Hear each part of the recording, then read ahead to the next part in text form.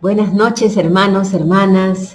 Gracias por su atención desde tu canal Clamor Popular FM, la voz del Perú profundo que nos hermana. Una vez más, su servidora Yasmín Díaz está aquí para darles las noticias y análisis, ¿no?, de los temas que voy a desarrollar. Bueno, ahora se va a tratar de las declaraciones del congresista Guillermo Bermejo. Asimismo, la entrevista también que tuvo con Mávila Huertas, ¿no?, esta papagaya de la mediática mercenaria, y también el tema de persecución a Perú Libre por un tema específico, algunas informaciones que he descubierto importantes de la madre de Vladimir Cerrón, y después también el tema de George Soros, George Soros, a quién ha financiado, ¿no? ¿Qué organizaciones en el Perú están financiadas, ¿no? Por eso es que los llaman caviares a los que es a la izquierda centro de gente que está vinculada a estas organizaciones.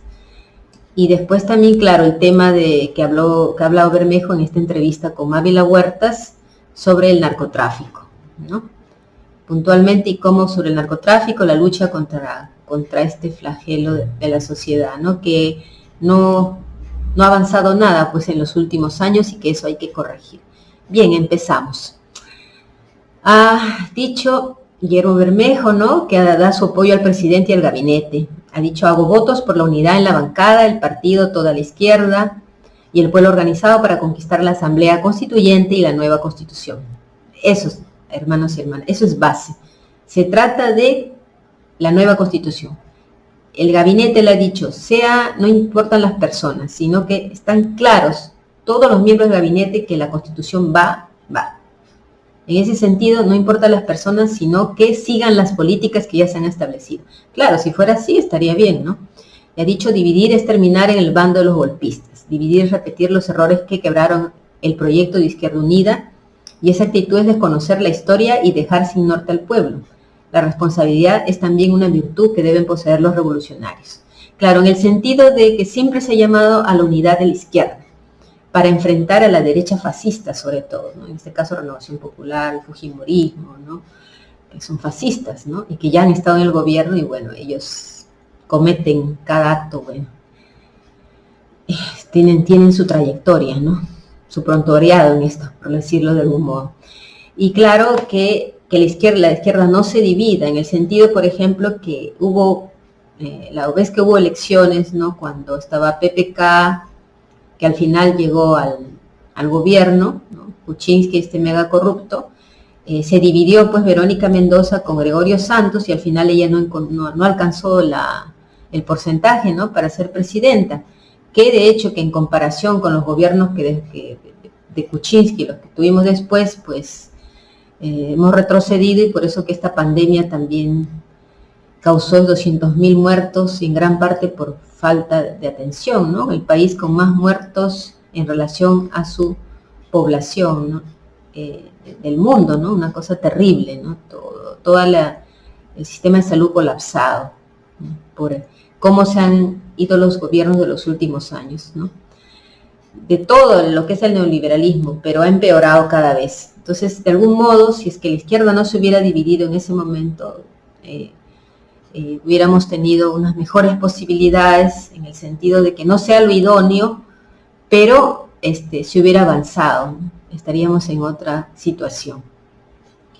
Ahora se trata, él dice, de no dividir, que esto lo capitaliza la derecha. Y sí, en cierto modo lo capitaliza la derecha, claro que sí, porque, por ejemplo, he escuchado hace 2 días a Montoya, Jorge Montoya, fujimontesinista, que ha dicho: sí, ven que nos dan la razón, nosotros la oposición estamos contra los 3 ministros que hay allí, la señora Gisela Ortiz del Ministerio de Cultura, el señor del ministro de Educación y el ministro del Interior. Queremos que salgan del gabinete, ellos no debieran estar. Ya ven, también Perú Libre, la bancada, se opone ahora al gobierno en cuanto a eso, a estos 3 ministros que están. O sea, él ha manipulado la cosa e interpretado a su manera para decir eso en los medios, ¿no? Que ya ve, como diciendo que Perú Libre no está dando la razón, se opone a ese gabinete, nosotros también nos oponemos a ese gabinete por esas 3 personas que hay ahí que no debieran estar. O sea, él lo ha capitalizado inmediatamente, ¿no? Eso es un reflejo de cómo actúa la derecha. Claro que nosotros es una cosa absurda, no tiene que ver una con la otra, pero hay gente que se lo cree, ¿no? Y cuando más presentan esas declaraciones por todos los medios, ¿no? Y es así, entonces, ese es el sentido del congresista Guillermo Bermejo, ¿no? De no repetir, bueno, esto de dividir a la historia, pero también ha dicho de que lo que pasa es que los ánimos están caldeados. Si se aclara bien esto de que las premisas establecidas por el gobierno desde un inicio, cuáles son las banderas de campaña, ¿no? Entonces, si los ministros aclaran bien que van a continuar y que no va a haber ningún congelamiento ni ningún cambio de ruta, ¿sí? Entonces, no hay problema. Él dice que no se trata de las personas, sino de que sigan el camino ya trazado, ¿no?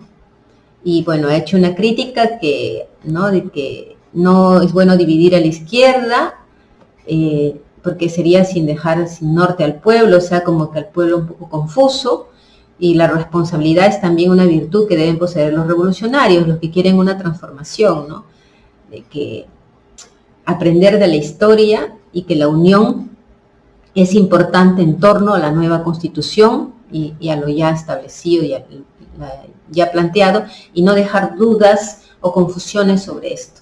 Pero también ha dicho que hay que esperar que los ánimos se calmen, que ahora la cosa está muy caldeada, pero que todo en tranquilidad se puede conversar, y ya ha dicho que va a conversar con el secretario general del Partido Perú Libre, con Guido Bellido, con todos los miembros de su bancada, para llegar a un acuerdo, ¿no? Y consensuar. Pero de algún modo pienso que estos encuentros y desencuentros es bueno, porque de alguna manera, más allá de la división que esperara, porque quisiera la derecha en sí, una división, se trata de que es un modo de llamar la atención al presidente y al gabinete, decirle, miren, si ustedes están con la intención, sobre todo el gabinete, ¿no?, de cambiar la ruta ya establecida por una hoja de ruta, por decir, entonces va a haber consecuencias, ¿no? Si así estamos, antes de que ustedes empiecen a desarrollar sus carteras, porque todavía necesitan el voto de confianza para ir desenvolviéndose cada uno en su cartera y viendo qué hacen, ¿no? Imagínense si ustedes desvían el camino, ¿no? Y al presidente también, ¿no? Como diciéndole, asegúrate, ¿no?, al presidente Pedro Castillo, de que el camino sigue, que todos tus ministros, así sean caviares, estén financiados por ONGs estadounidenses, sigan el camino ya trazado, porque si no, va a haber problemas serios, ¿no? Es un modo también de sacudir, ¿no?, la cosa, para que se encamine o se corrija. Y también sepan los caviares, digamos, ¿no?, que son la centroizquierda que vive de ciertas financiaciones, ¿no?, y que hacen cambios, velan por el medio ambiente, por los derechos humanos, la derecho de la mujer, la de derechos de los LGTB, pero no se van a los cambios estructurales, ¿no? Esa es en sí la izquierda caviar. No, hay que decirles, no, muy bien, hagan todo eso, pero sobre el cimiento, que es la distribución de la economía, ¿no?, la recuperación de recursos, la nueva constitución y el cobro de tributos. Esa es la base para hacer todo lo demás, ¿no? Y la izquierda, pues, caviar o de centro, no quiere, le cuesta, ¿no?, mover las superestructuras, los cimientos, que eso es lo que no quieren los poderes fácticos. Cualquier cambito, cualquier reforma, pero no mover las estructuras, ¿no?, los cambios estructurales. Entonces, en ese sentido, es una llamada de atención para que haya una corrección y una afirmación, una reafirmación. A mí me parece que así está bien, ¿no? Y ahora, así como la ministra Betsy Chávez, ¿no?, ha dicho, sí, yo no voy a cambiar nada, voy a seguir la Agenda 19 del exministro Maraví, que ya estableció con los sindicatos. Yo sigo en la conversación con los sindicatos. Se ha reunido estos días con uno y otro sindicato, siguen lo mismo, cumpliendo la Agenda 19. ¿Y qué es la Agenda 19? Voy a empezar con eso del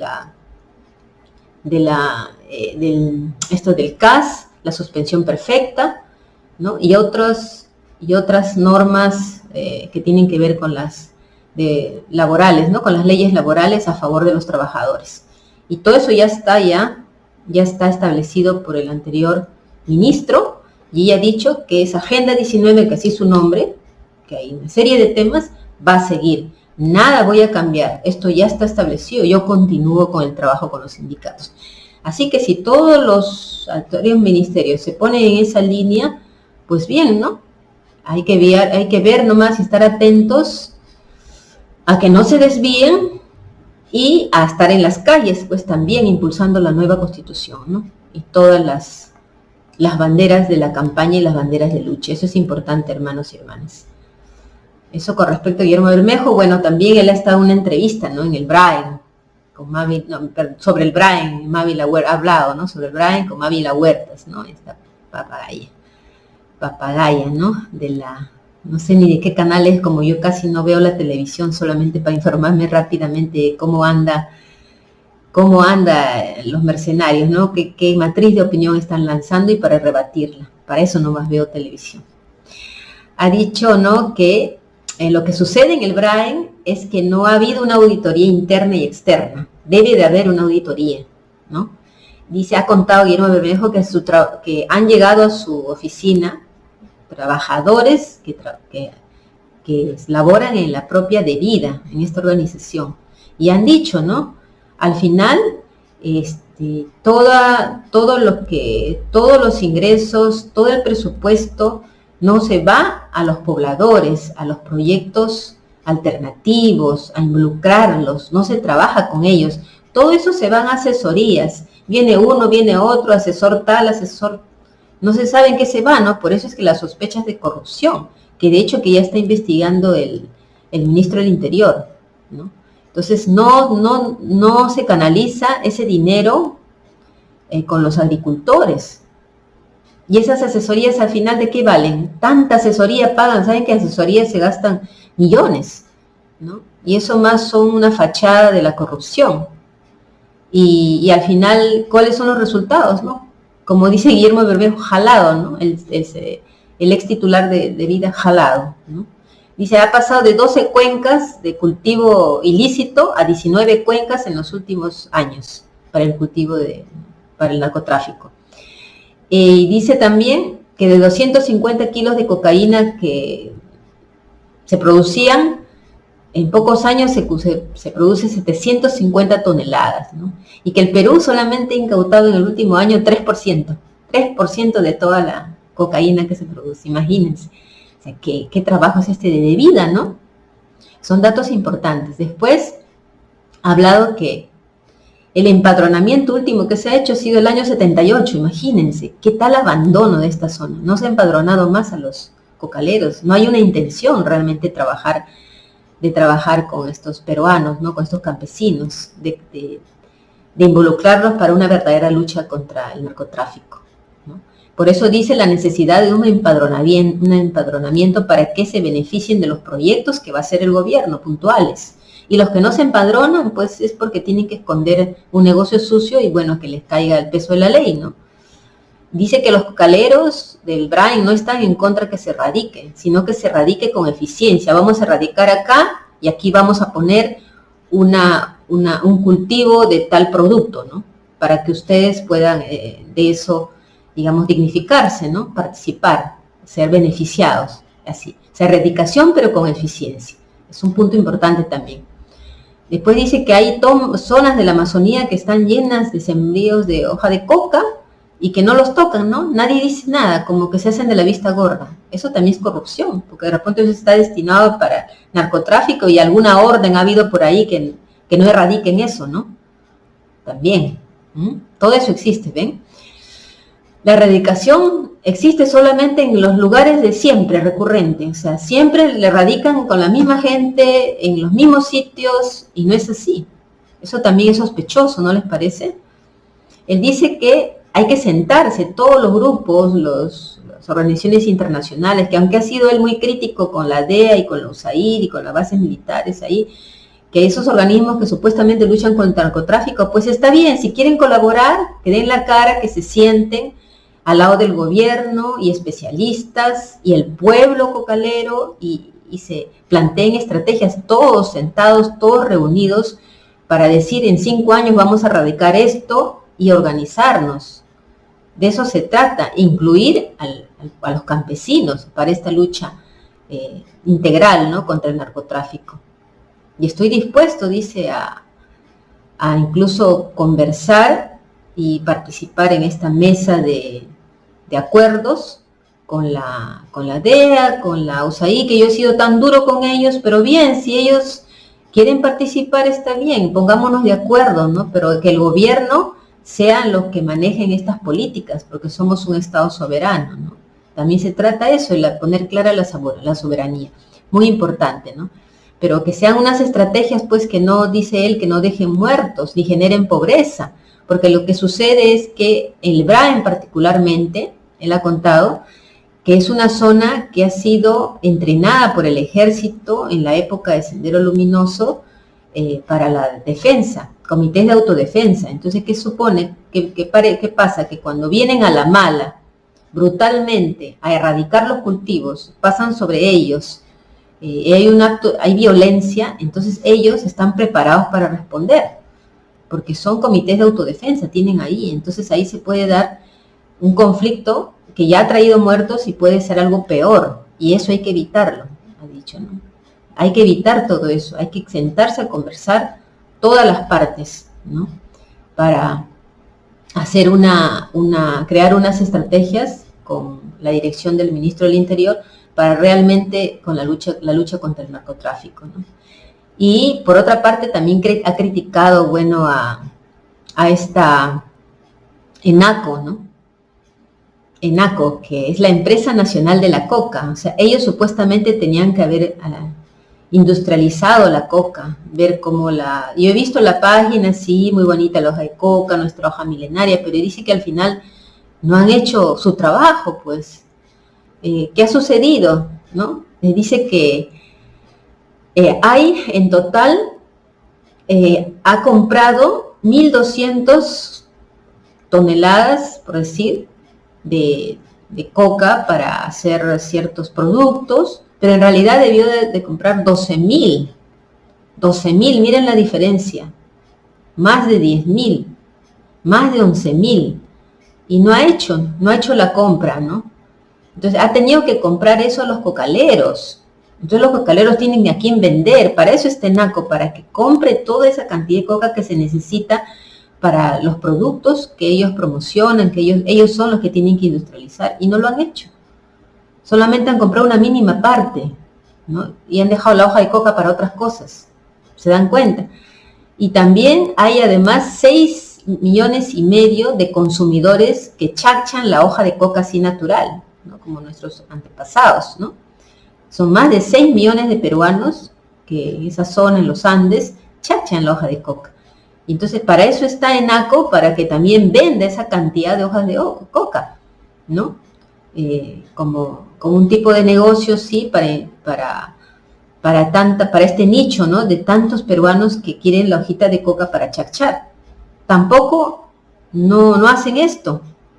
O sea, no se vende como debe ser, no se aprovechan los cultivos de hoja de coca en el sentido positivo. Se deja todo abandonado para el narcotráfico. ¿Ven? Hay intereses, pues. ENACO, por eso dice ENACO y de vida. Tantos ahora se quejan de que por qué nos tratan así, ¿no? Tanto van a despotricar ahí a los medios del ministro del Interior, pero no han hecho su trabajo, pues, y él dice que están jalados, ¿no? ENACO y de vida jalados, los jefes de ahí, que no han hecho nada, ¿no? Y que debe hacerse una auditoría interna y externa, ¿no? Por sospechas de corrupción, porque también la población habla de eso, que ellos se gastan todo el dinero en asesorías y en otras cosas, y al final nada, ningún beneficio llega a ellos para poder dedicarse a otro tipo de cultivos, para que la hoja de coca tenga demanda de parte del Estado también, que es el que debería comprar para tantos fines lícitos y positivos que hay, ¿no? Con nuestra hoja de coca. Después también he leído, ¿no?, las declaraciones del ministro del Interior, también en este sentido, ¿no? Eso ha declarado hoy día. Ha dicho, vamos a reforzar la lucha contra las drogas en todo el país. dando todo el apoyo que requiere la Dirección Antidrogas de la Policía Nacional. Ha dicho, ya voy a trabajar, se ha reunido con ellos para combatir también la corrupción que no permite una lucha integral contra el narcotráfico. ¿Se dan cuenta? Ya está con la policía especializada, ¿no? En la lucha contra el narcotráfico. Es el órgano especializado y con profesionales de primer nivel, ha dicho, que combaten este tipo de delitos. Nuestra Policía Nacional también está preparada para hacerle frente, así también como al terrorismo, al crimen organizado y a la delincuencia común, que tiene muy preocupados a nuestros compatriotas. Dice que va a tomar también medidas para la seguridad interna, ¿no? La seguridad nacional de todo el país, que en realidad la delincuencia está pues creciendo de una manera vertiginosa y muy alarmante, ¿no? Cada vez es peor la seguridad, ¿no? La seguridad. Y entonces eso también ha dicho que se van a tomar medidas al respecto, además, ¿no?, de la lucha contra el narcotráfico. Declaró el gobierno del presidente Pedro Castillo: no cesará en esta labor, no podemos bajar los brazos ante el tráfico ilícito de drogas, que genera conflictos en nuestra sociedad y escala mayor. Es una de las causas de conflictos armados a nivel internacional y hay que tomar las medidas, ¿no? Bien, veamos, ¿no? Hay buenas señales en ese aspecto. Por otro caso, hablando del tema de persecución, ¿no? O sea, se ha visto claramente que en caso de la persecución, pienso que es una persecución contra Perú Libre, es que la diferencia es cuando se allanaron los locales de Fuerza Popular, ya existía indicios años antes, ya habían documentos, acusaciones, ya supuestamente ya la Fiscalía había hablado de investigar, pero no había ningún allanamiento. Después se han demorado años para que al fin allanen los locales, ¿no? Pero en el caso de Perú Libre, no, empezaron con el tema de los dinámicos del centro, y cuando involucraron a Perú Libre en ese tema, de esa organización criminal o fiscales, les dijeron: miren, ustedes los notificaron, ¿no? Ustedes están como sospechosos, o vamos a investigarlos, como que son parte o han recibido aportes de los dinámicos del centro. Muy bien. Entonces, tienen un mes de plazo para entregar toda su documentación de todo su campaña, ¿no? Sus ingresos, todo. Muy bien, un mes de plazo. Pasaron 10 días a 15 días y ¡fum!, allanaron. O sea, ni siquiera respetaron el plazo, ¿no?, del mes. Y allanaron de una manera totalmente arbitraria, sin respetar la norma de un mes. Es claro, ¿no? Apenas los involucraron, no pasó ni 15 días y ya estaban allanando oficialmente, ¿no? Involucrarlo como a través de la Fiscalía, ¿no? Y no pasó ni 15 días y antes que se cumpla el plazo, allanaron los locales así. Es claramente la diferencia, ¿no?, del trato con pues, el Partido Naranja, ¿no?, que demoraron tanto tiempo y ahora ven, no se dice nada de la chica. Por ahí ha dicho el fiscal Domingo Pérez que está esperando, ¿no?, que ya empiece el juicio, pero que no depende todo de él, pues, ¿no? Y a ver que la señora Bartra, ¿no?, Barata también, hay los testigos, ¿no?, que son un montón de testigos, ¿no? Y a ver cuándo empieza eso, ¿no? Pero se dan cuenta que todo funciona más lento, pero cuando se trata de Perú Libre también ya involucraron a la madre, y de ese punto también quiero hablarles. He hecho un descubrimiento, ¿no? He estado investigando. La madre de Vladimir Cerrón, que dicen una profesora dicen que va a tener esta cantidad de dinero para tener en sus cuentas. Una profesora no gana así, ¿no? ¿Cómo hablan? Yo he escuchado, ¿no? Una profesora. Y no dicen qué clase de profesora es, en el sentido de que nadie desestima lo que es una profesión, ¿no?, tan loable, ser maestra. Pasa que, claro, con los sueldos miserables que tienen los maestros, cuando no debiera ser como en otros países, son los mejores pagados porque están formando a la niñez, a la juventud, ¿no? Pero aquí en nuestro país es así, pues, ¿no? Son unos sueldos muy bajos. Pero más allá de eso, los medios dicen una profesora, ¿no?, y tienen toda esta cantidad de dinero. Y no hablan lo que ellos saben y lo callan, ¿no? De eso no he escuchado que hablen de su hoja de vida de la madre de Vladimir Cerrón, ¿no? Pues resulta que ella es una destacada doctora en educación, ¿no?, catedrática universitaria, autora de libros, conferencista nacional a nivel nacional e internacional. Es egresada de la Universidad Nacional del Centro del Perú, claro está, con su juventud. Tiene actividad académica, ha tenido laboral, académica, o sea, ha sido profesora, ¿no? Catedrática, producción intelectual, ¿no? Una reconocida producción intelectual que, claro, los medios nunca van a hablar, ni antes, ¿no? Porque acá hay muchos escritores que no tienen, pues, vara y nunca son conocidos, nunca pueden ir a un medio masivo y nadie los conoce, ¿no? Son talentos que no son conocidos porque no tienen vínculos con la mediática. Berta Rojas López, ¿no? Ella es de Junín. Estudió en la Universidad Nacional del Centro del Perú en la especialidad de Español y Literatura. Hizo un posgrado en Rusia, ¿no? Después, en el año 1980. En 1990 obtuvo una beca para realizar estudios de especialización en literatura infantil en el Instituto Superior Pedagógico Enrique José Barona de La Habana, Cuba. Ha estudiado también en Cuba, en los años 90, para estudios de especialización, con una beca que ganó. En 1991 logró otra beca ofrecida por el Ministerio de Educación del Perú para una maestría en didáctica universitaria en la Escuela de Posgrado de la Universidad Nacional del Centro del Perú. También. En el 2000 obtuvo la beca internacional otorgada por el PROIBE Andes, que es el Programa de Formación en Educación Intercultural Bilingüe para los Países Andinos, para estudiar maestría en Educación Intercultural Bilingüe en la Universidad Nacional San Simón de Cochabamba, Bolivia. También estudió en Bolivia, miren, Rusia, Cuba, Bolivia. Tiene sus estudios y ha sido muy esforzada, muy aplicada y bastante tenaz, ¿no? Para alcanzar lo que ha alcanzado, los grados que ha alcanzado y que ha terminado todos sus estudios, ¿verdad? El doctorado en Ciencias de la Educación lo hizo en la Universidad Nacional de Educación Enrique Guzmán y Valle. Incursionó en la producción literaria desde niña, obteniendo primeros premios en los concursos literarios que se organizaban. En su adolescencia ganó el concurso literario organizado por el Colegio Nacional Amauta, ¿no?, de su provincia. En 1972 ganó en los Juegos Florales, organizado por Sinamos, en la época del gobierno revolucionario Juan Velasco Alvarado, con un cuento cosmogónico titulado Aparición de la Laguna Ñahuimpuquio. En 1980 ocupó el primer puesto con el cuento Mamapacha Cocharcas en el concurso literario organizado por el Ministerio de Educación. En 1993 su obra literaria Rumicha fue seleccionada y quedó en un lugar meritorio para participar en un evento internacional convocado por la Casa de las Américas Cuba. Tuvo un lugar honorífico, meritorio. 2007 su cuento, El Pichón sin Nido, debe ser bello ese cuento, lo voy a buscar.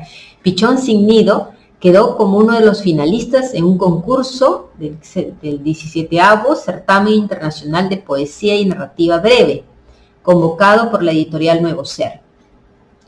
Y después estuve viendo, ¿no? Tiene obras publicadas, ¿no?, que están a la venta, y he visto, todas ellas están, hay una nomás que todavía se puede vender, las demás están agotadas. Se llama Nino y el Monstruo, una obra, El Halcón y el Gorrión, otra obra, Literatura Popular, otra obra, Brumas Infantiles, otra obra, Mis Ecofábulas, otra obra, etc. ¿Se dan cuenta?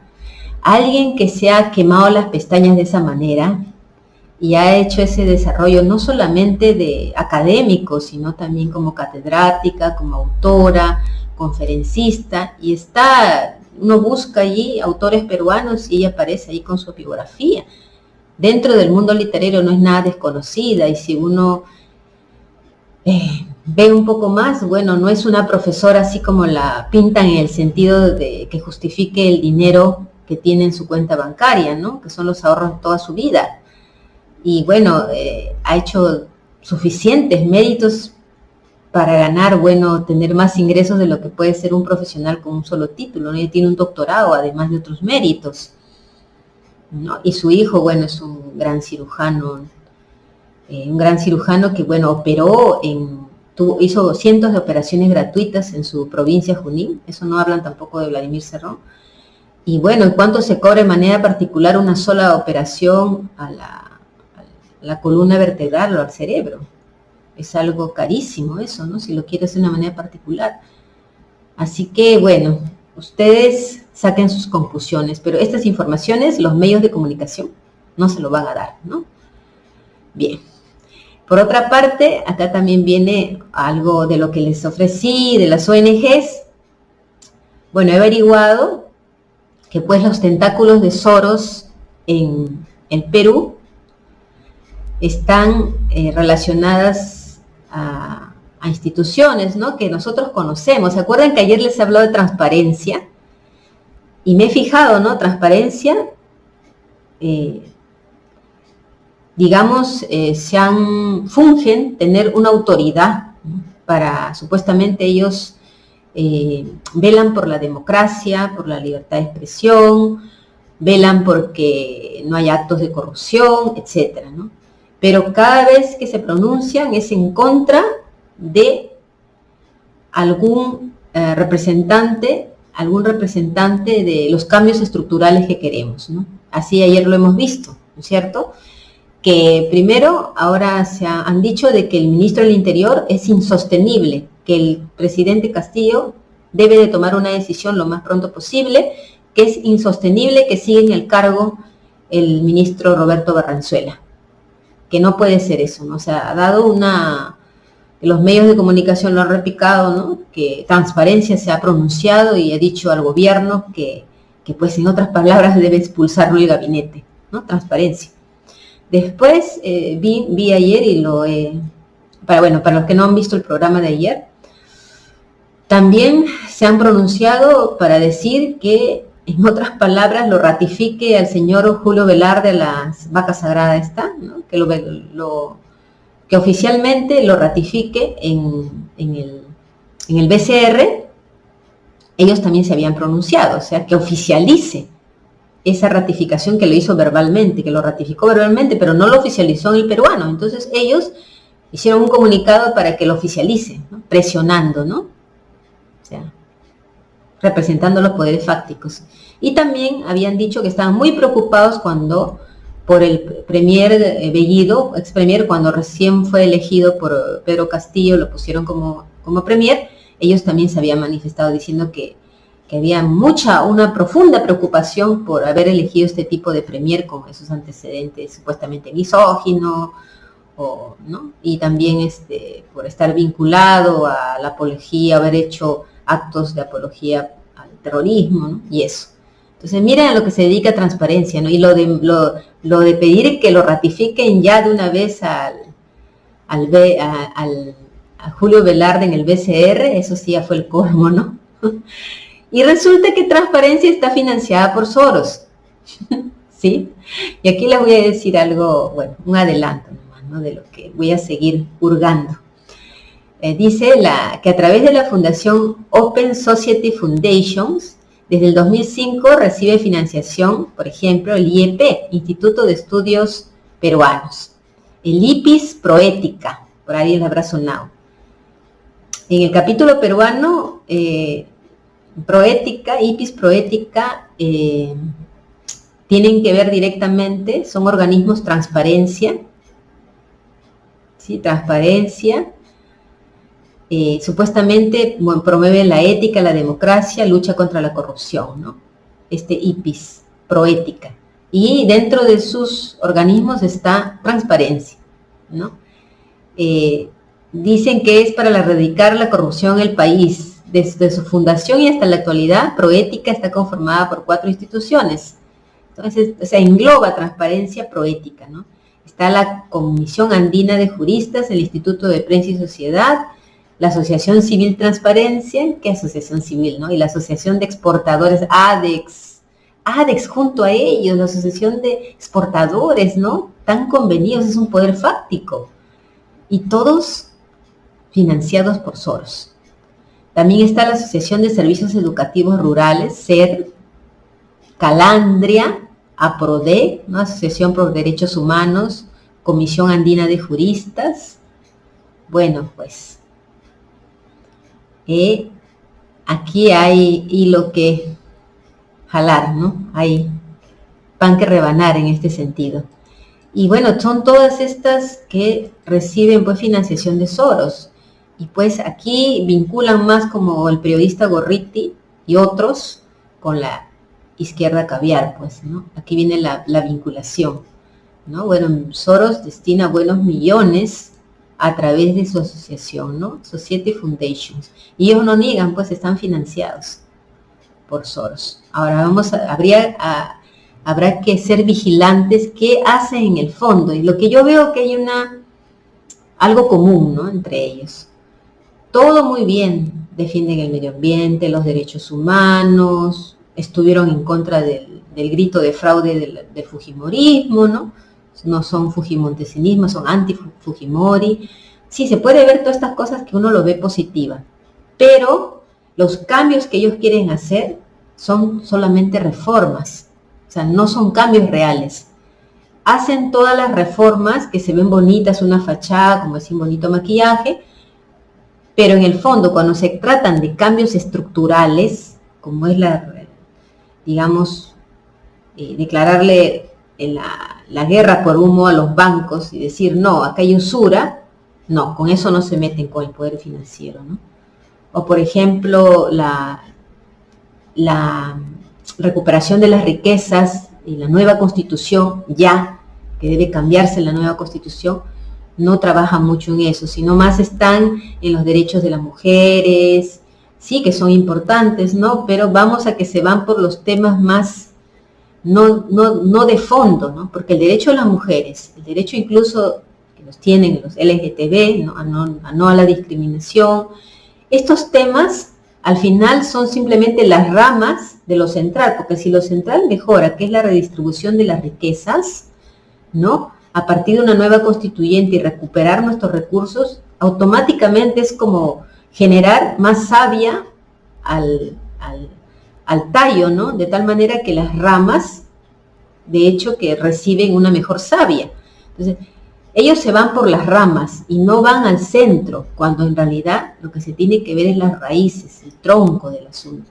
Y esto es el cambio de constitución, o sea, cambios profundos, de cimiento, de raíz. Ellos siempre están en las ramas, el derecho de la mujer, derecho ambiental, sí que el derecho ambiental es importante, pero si no se hacen cambios estructurales, se cambia la constitución, no se puede hacer una verdadera revolución en el sentido de la transformación, en la redistribución de las riquezas, en invertir este embudo que lo angosto para las grandes mayorías y lo ancho para una élite, ¿no? Ahí está ADEX, miren, también entre los financiados, están metidos ahí. Entonces, ¿de qué hablamos? Es algo totalmente contradictorio, no es ético, ¿no? Como dices, ya, yo a esta persona no voy a cambiarle digamos, es un paciente, ¿no? Solamente le doy sus calmantes, pero al final no curo la enfermedad, ¿no? Entonces, no es así, pues. Pero bueno, lo principal es que se sigan los lineamientos, y para eso tenemos que estar vigilantes, así como Perú Libre, la bancada, como Guillermo Bermejo lo ha dicho, nueva constitución, ¿no? Y que sigan todos los lineamientos, así como Maurtua se ha supeditado a los lineamientos establecidos en política internacional, así como Betsy Chávez ha dicho que sigue con la Agenda 19 del exministro Maraví, así también Mirta Vázquez, que es la que causa más escepticismo, por sus antecedentes en el Congreso, entonces también tiene que ceñirse. Y si no, el presidente Castillo tiene que tomar una decisión. Ahora, démosle tiempo, ¿sí? Démosle tiempo, y mientras tanto, estos desencuentros entre, digamos, Perú Libre y el gobierno, o el gabinete, más que con el gobierno, no es de oposición al gobierno, sino al gabinete por las financiaciones de los ONGs, ¿no? Básicamente, eso es lo que lo incomoda y lo fastidia mucho a Vladimir Cerrón, que es muy consciente del tema esto de las injerencias de cuando entra dinero a un país que vienen de los Estados Unidos, ¿no? Tienen la concepción clara de lo que es el imperialismo también. De ahí viene también esta posición de él, ¿no? Es muy clara, él es antiimperialista, ¿no? Y obedece también a su ideología, ¿no? Leninista y marxista. Y eso es consecuente con su ideología y con una posición clara ante todo tipo de imperialismo, ¿no? Que también es a través de las ONGs que supuestamente, bueno, van hacia la izquierda, pero ¿qué tipo de izquierda? El hecho es aquí que hay un gobierno, que hay unas banderas que nos tienen, digamos, atentos, ¿no?, a que se cumplan. Eso es lo importante. Y todos en torno, unirnos, ver más nuestras coincidencias que nuestras diferencias, que siempre la va a haber de algún modo matices, en torno a la nueva Constitución, hermanos y hermanas. Bueno, aquí termina el programa. Hasta mañana. Un abrazo para todos ustedes. Con todo mi afecto, yo trato de que sea este espacio para romper los cercos mediáticos, la manipulación mediática masiva que hace tanto daño a nuestra sociedad. Ese es mi papel como periodista sanmarquina del pueblo, ¿no?, que siempre lo he sido, solamente que ahora tengo un espacio como este maravilloso donde puedo acercarme a ustedes a través de una pantalla. Y eso realmente me llena de una satisfacción diaria. Es un esfuerzo, es más trabajo, ¿sí? Es un trabajo constante, no crean, no es una cosa fácil, pero es apasionante porque me permite también crecer como ser humano, como profesional y como política, ¿sí? Porque siempre yo he estado interesada en la política desde que tengo uso de razón. Y bueno, pues este es un tipo de realización. Yo antes, todos los días yo veo de política, investigo, ¿no? Y siempre lo publicaba en las redes sociales, en Facebook. Siempre compartía con mis casi 5.000 contactos. Y no siempre trataba de compartir. No tenía otro modo, ¿no? Porque de hecho que nunca he trabajado en medios masivos, no me interesa. Y bueno, no tenía posibilidad tampoco de trabajar ni en una radio ni nada por la censura, porque de hecho que hay una censura, ¿no? Y entonces ya, ¿cómo hago ahora? ¿No? Y ahora, bueno, tengo la oportunidad de poder trabajar, avanzar, superarme, y bueno, junto a ustedes y a los que se vayan sumando. Y por favor, no olviden de suscribirse a mi canal, de compartir, a mi canal que es también de ustedes, ¿no?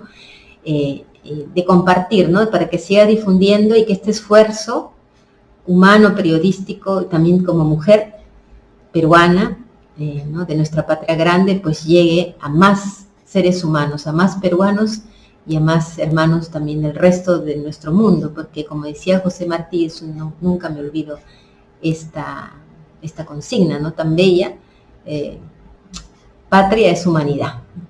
Esa es patria, es nuestra humanidad, es la humanidad entera. Bueno, hasta mañana. Causachum Perú, Causachum Nueva Constituyente. Compatriotas, hace casi 10 meses la Fuerza Armada, en el primer movimiento revolucionario de su historia, asumió el gobierno del Perú.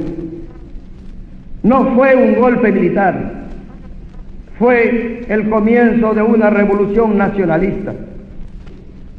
Con ella se inició una etapa en la vida y a su término viviremos en una sociedad nueva, distinta y justiciera.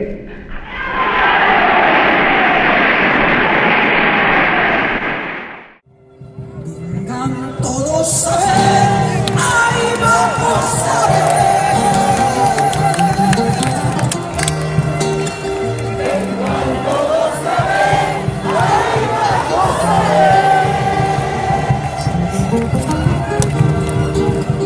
En la plaza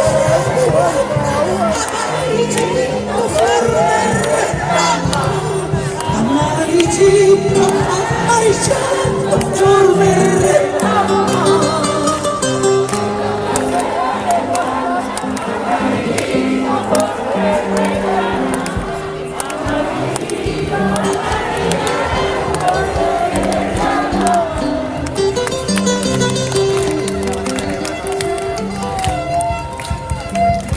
La sangre del pueblo ahí se derrama. Donde la sangre del pueblo ahí se derrama. Allí mismo florece amarillito, amarillito, flor de retama.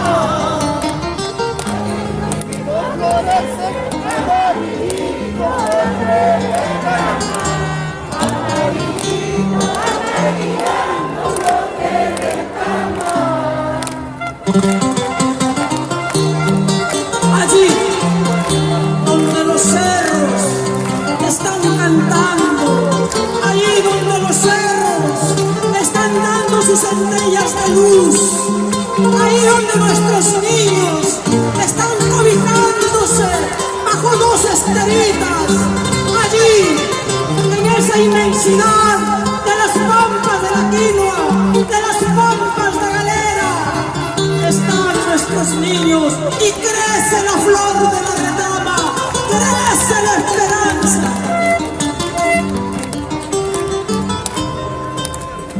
Por 5 esquinas están los hinchis en la casa.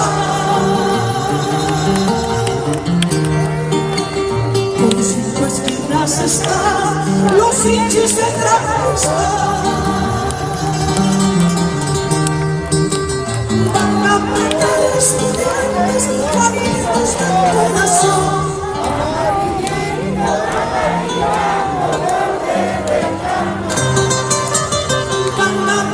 Campesinos, bandidos de corazón.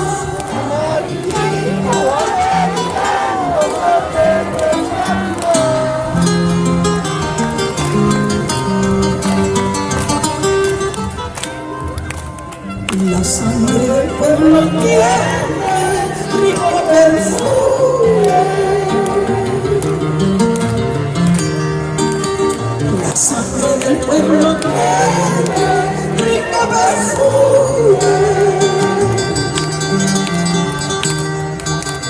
Huele a jasmines, violetas, geranios y margaritas, a púrpura y dinamita. Huele a jasmines, violetas, geranios y margaritas, a púrpura y dinamita. A púrpura y dinamita. A púrpura y dinamita.